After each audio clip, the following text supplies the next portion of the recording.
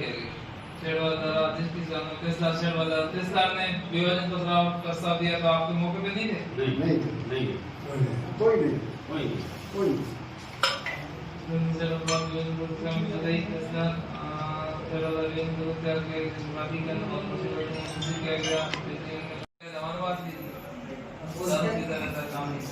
वो सभी चीजों के पास में ये होता है। अब ये कहते हैं कि रेडियो से हटाया, जब 10 तारीख को 11 तारीख को पूरा गैंग हुआ। बाकी आज तक जितने भी फैसले होते हैं, एक दिन में कोई बिक्री जारी होता है, उनके पास में फैसला होता है, एक दिन में सब काम नहीं होता है। और एसटीएम साहब को पत्रावली और लिखकर भी आदेश भेजते हैं, इस क्लास में नहीं है।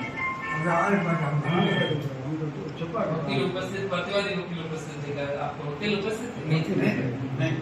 आप ओके नहीं था?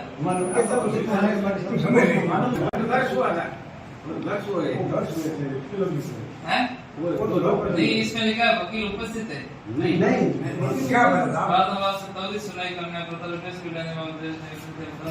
तारीख दी जाए,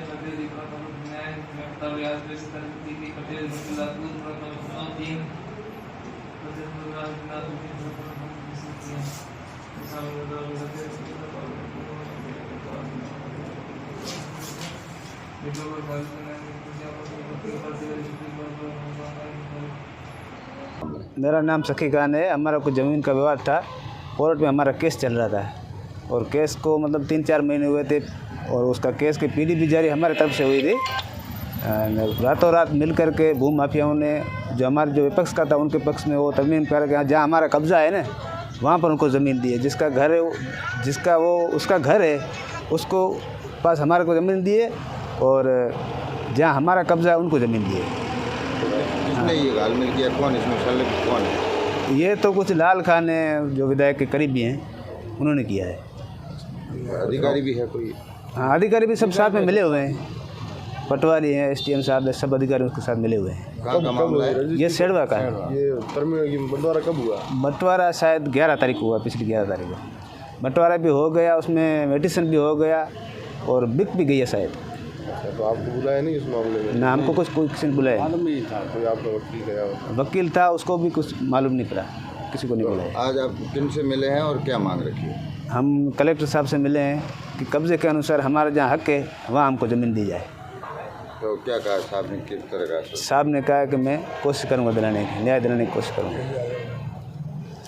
तेड़वा का मामला है। एक एसटीएम कोर्ट के अंदर एक वाद चल रहा था, मोहम्मद अली बनाम बशीर अहमद वगैरह। उनका कोई 2021 के अंदर एसटीएम कोर्ट के अंदर एक वाद था, उनका बंटवारे का कोई दावा लगाया हुआ था। उसके अंदर 23 तारीख अगली उनके वकील के मार्फत से एक 24 मार्च का दिया हुआ था। सामने जो प्रतिवादी वकील था उनको बुला करके 11 मार्च को एक अर्जेंट हियरिंग की एप्लीकेशन लगाया। एसटीएम साहब ने सेम डे उस एप्लीकेशन को सुना और उसी दिन उसको स्वीकार भी कर दिया। सामने वाले उसी दिन रात को कोर्ट खुलता है और फैसला होता है। और जहां वादीगण ने जो अपना दावा लगाया था उसमें उनका जो कब्ज़ा था, उस कब्ज़े के ऊपर उन्होंने कलर भर के उनका जो बंटवारा था वो उनके खिलाफ़ कर दिया। और उसके बाद में ना तो एसटीएम साहब उनका कोई कॉल अटेंड कर रहे हैं, वहाँ के जो पटवारी है उन पटवारी की पूरी मिलीभगत से भूमाफियाओं के साथ में उनकी मिलीभगत की गई और मिलीभगत करके उनका जो गलत बंटवारा किया गया। कहने में ये आ रहा है कि वहाँ के जो चोटन के स्थानीय जो एमएलए पद्माराम मेघवाल करके, उन्होंने अपने एसटीएम साहब के ऊपर और पटवारी के ऊपर एक दबाव बना करके ये काम करवाया अनुचित तरीके से। और वहाँ के जो पटवारी 2015 के अंदर पटवारी बने हैं, उन्होंने करोड़ों रुपए की संपत्ति अर्जित किया है। कहीं ना कहीं ये संदेह पैदा होता है कि वहाँ एक भारतमाला हाईवे के ऊपर एक करोड़ों रुपए की जो बेशकीमती जो ज़मीनें हैं उनको खुर्द-बुर्द करने का पूरा काम किया जा रहा है।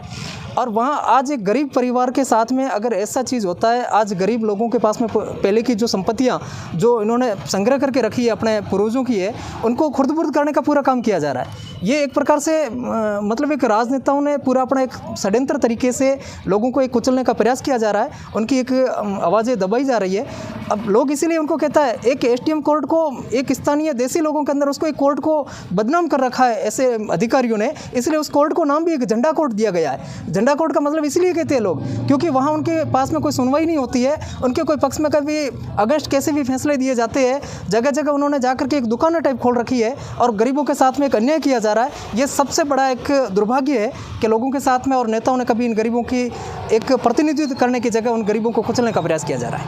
आज आप किनसे मिले हैं? आज हम एडीएम साहब से मिले हैं। उनके पास में ये कहा है कि अभी होली की छुट्टियां आ रही है तो अभी उनकी रजिस्ट्री करके ज़मीन को खुर्द-बुर्द करने का या उनके ऊपर कब्जा करने का रातों रात प्रयास किया जाएगा। तो हमने कहा है कि उनके खिलाफ एक विभागीय कार्रवाई भी अमल में ली जाए और आगे अधिकारियों के साथ में उच्च अधिकारियों को सरकार तक इस बात में पहुँचाई जाए और इन गरीब के साथ में न्याय किया जाए। उन्होंने क्या कहा? उन्होंने पूरा आश्वस्त किया है कि मैं आगे के अधिकारियों के साथ में बात करता हूँ, उनकी जाँच करवाते हैं।